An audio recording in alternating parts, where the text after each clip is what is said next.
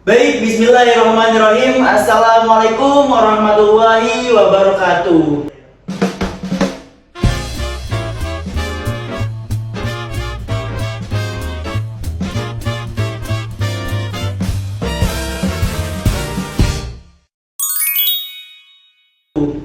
Di sini kita akan mengulik sejarah di daerah Desa Mojopuro, Kabupaten Wonogiri, yang dimana kita kedatangan narasumber yang memang elegan, fantastik, dan spektakuler.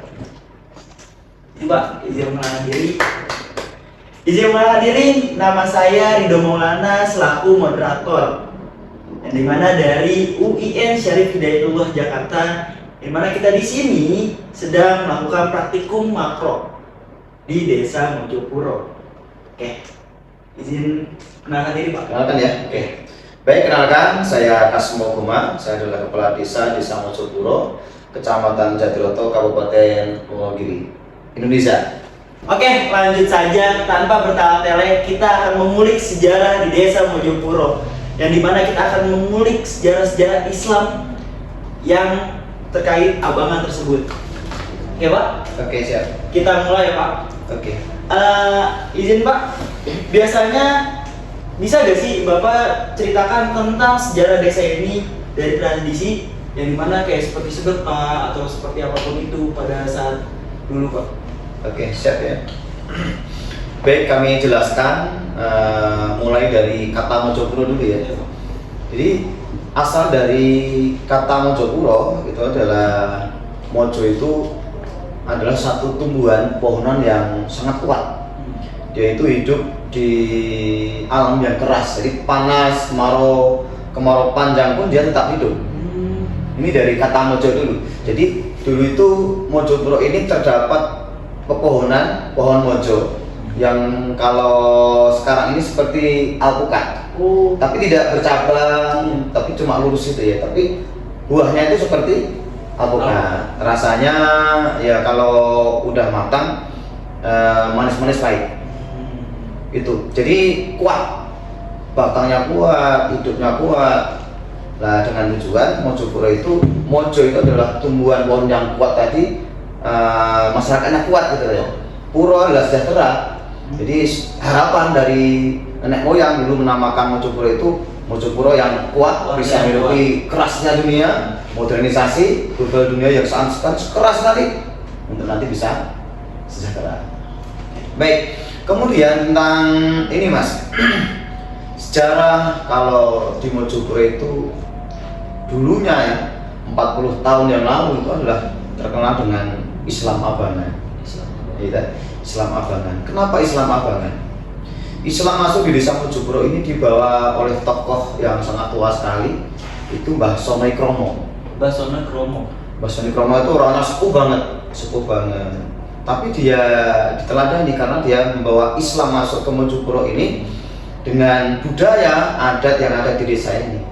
Satu, jadi untuk memasukkan Islam di sini itu mengenalkan pada masyarakat itu, kalau tadi Masnya bertanya tentang sedekah ya, sedekah itu memakluminya adalah memberikan niat yang tulus kepada masyarakat, sekalipun asalnya dari sedekah itu tidak bagus. Contoh, di Islam abangan ini ada terdapat yang namanya ceki, main ceki itu ya. Kartu. Itu pakai uang. Jadi di sini ada yang namanya ceki, ada yang namanya remi. Tujuannya apa? Satu, itu sedekah, membantu orang yang saat itu membutuhkan. Pertama, ketika ada lahirnya anak, ini tokoh-tokoh ini ngumpul Mas, diundang. Oh, ini si A itu lahir, jadi nanti malam kita ngumpul semuanya, diundang itu, orang-orang diundang, tokoh-tokoh itu diundang, bawa duit, dan dia itu dari keluarganya, istrinya memang benar disangoni untuk nanti kamu main di sana gitu. Lah, dia ya memang kalau namanya judi pasti yang diharapkan kemenangan, nggak menang. Tapi rata-rata tidak menang karena apa? Dari hasil judi ini ada yang namanya cok. Jadi cok itu gini, ketika kita pegang remi ataupun kartu, kita menang ya, ngocok. kamu kasih 10.000, 10.000, 10.000. Nah, yang 10.000 nanti tidak semua ke kita. Yang satu masukkan di cok. Cok itu ada tempat piring yang buat itu ngumpulin Uang. yang menang tadi. Oh, ya. Nah, kasih sini.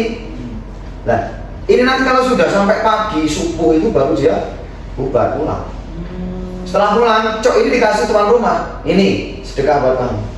Nah, kebutuhan kamu untuk apa? Mungkin untuk besok itu ketika kamu datang lagi untuk beli sayurnya, beli keperluan yang lainnya apa gitu.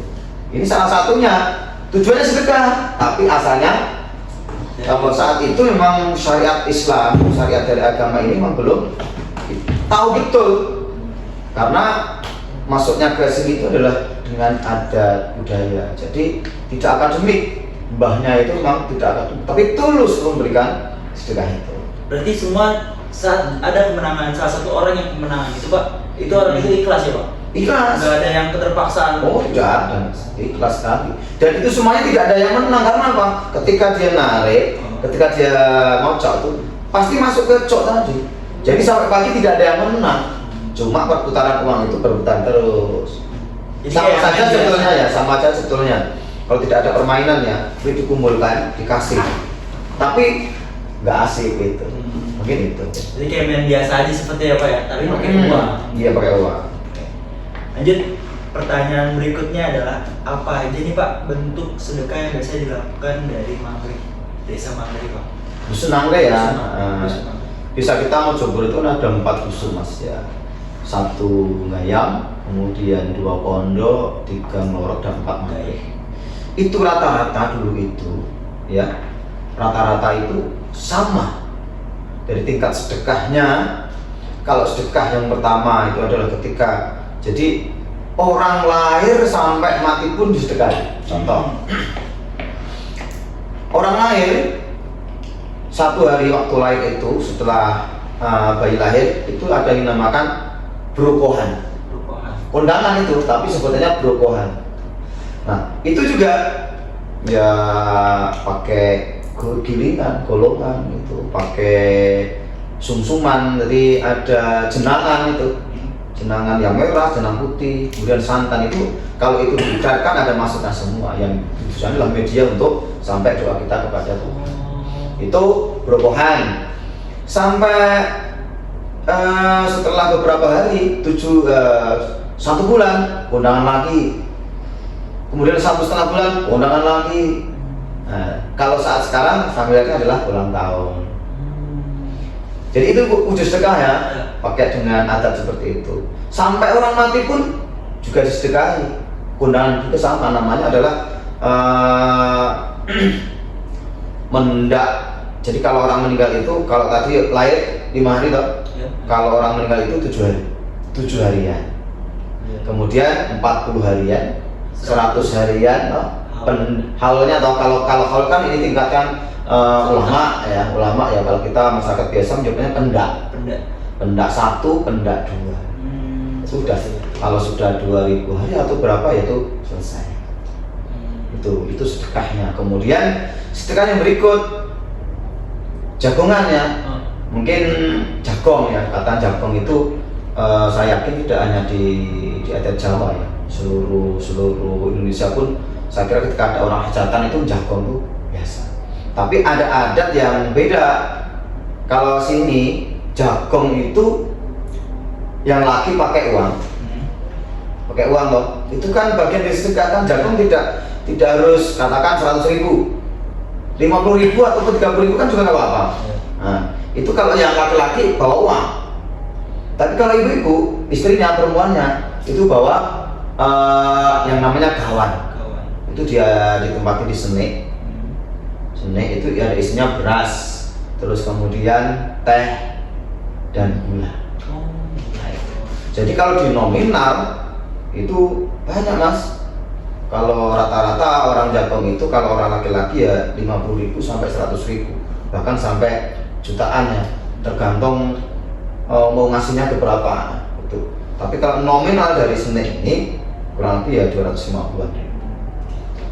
Ya Pak, izin nanya juga Pak terkait kalau misalkan kita kan tahlil di daerah sini tuh kita memakai yang ada apa ya, wadah, terus diisi Bokor. Iya, Iya. bokor. Ada pisang, ada Iya. kelapa, ada rokok, Iya. ada beras.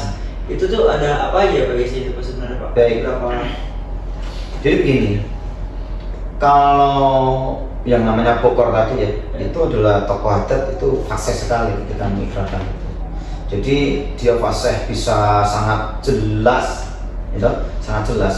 Yang jelas itu adalah media yang bisa kita lihat untuk benar-benar doa kita itu sampai pada arwah yang akan kita kirim doa. Ini adalah itu dari Tuhan.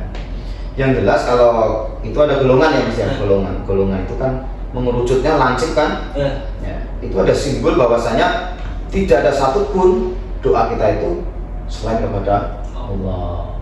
Termasuk pisang, hidupin aja pahit manisnya. Kalau yang di Bogor itu adalah pisang raja. Kalau hidup itu ya bisa harus semanis pisang raja. Sayang baterai sudah penuh. Ya, jadi seperti itu.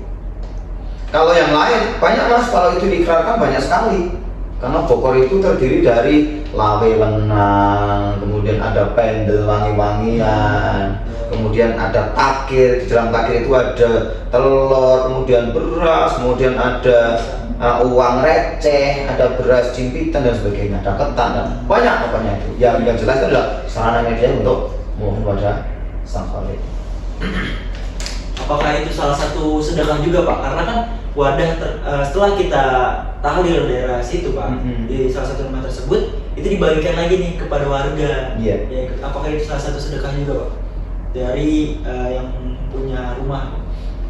Iya Mas, itu sangat jelas sekali ya, otomatis ya. Jadi ketika media ini para anak cucu, tetangga semuanya hadir, kan di situ ada acara doa. Ya. Nah, makanan yang ada di semua di situ adalah itu barokah, berkah. Kalau tokoh adat itu mengatakan, jadi wajib ataupun itu berkah sekali ketika kamu makan dengan itu. Maka itu ya jangan sedekah karena yang mengeluarkan tuan rumah. Bagian dari sedekah juga.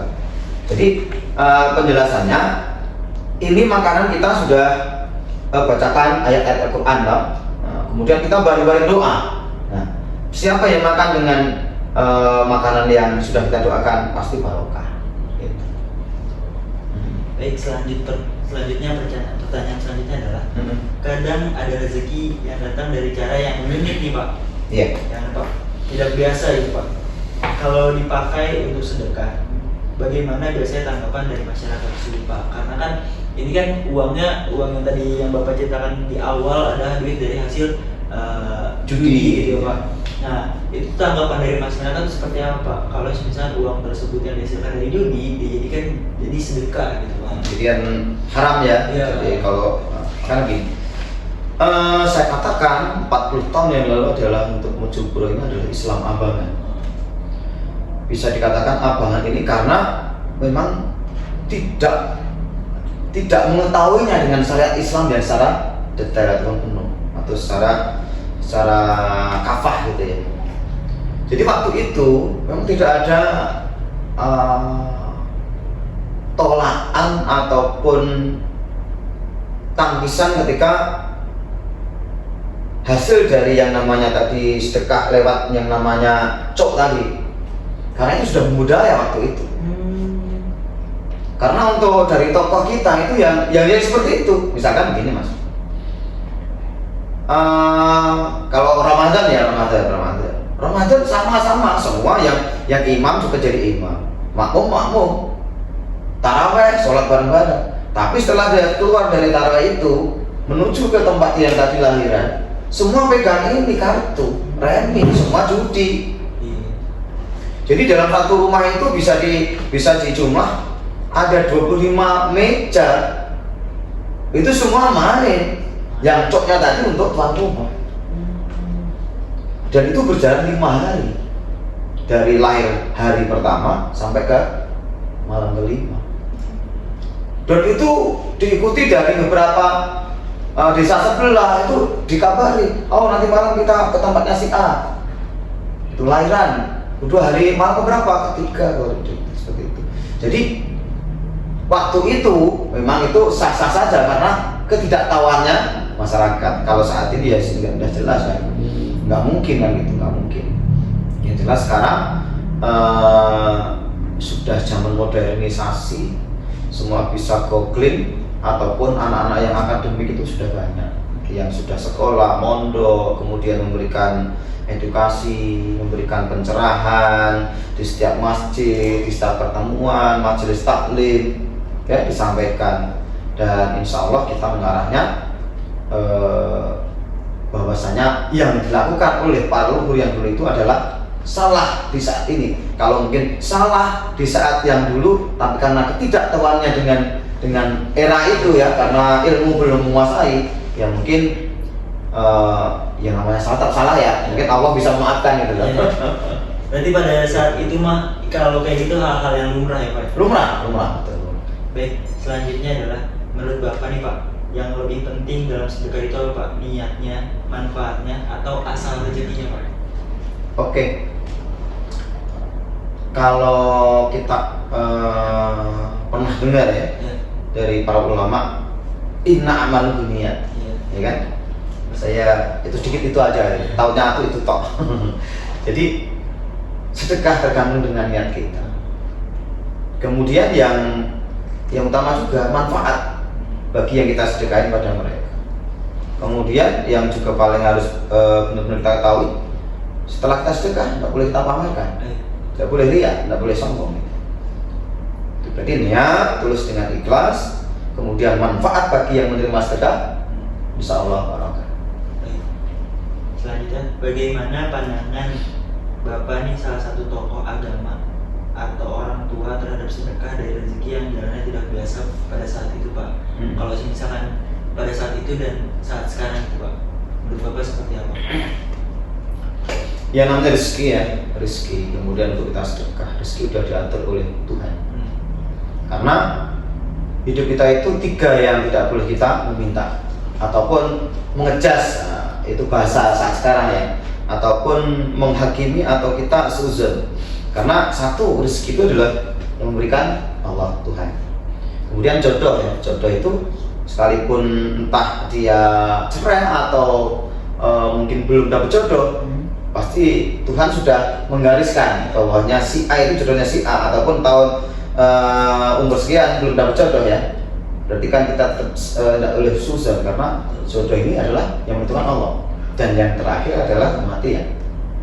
Nah, tentang sedekah, seperti awal yang sudah saya sampaikan, ketika waktu itu kita belum mengetahui dengan syariat ataupun dari aturannya, karena waktu itu kita mengatakan Islam atau agama kita masih abangan. Agama adalah filter. Di situ adalah ada pengadilan, di situ ada ilmu, di situ ada, pokoknya luar biasa. Waktu itu karena ketidakpahaman dari masyarakat tentang sedekah tadi, yang jelas yang kalau asalnya sedekah itu memang dari hal yang tidak baik, tetap kita tolak.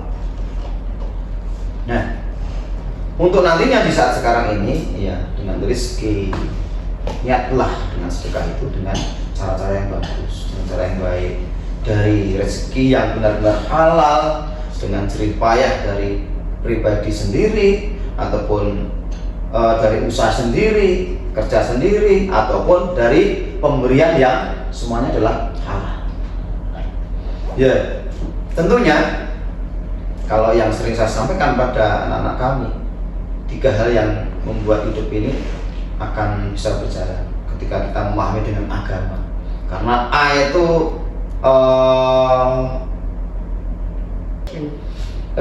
agama, A itu kan tidak ya.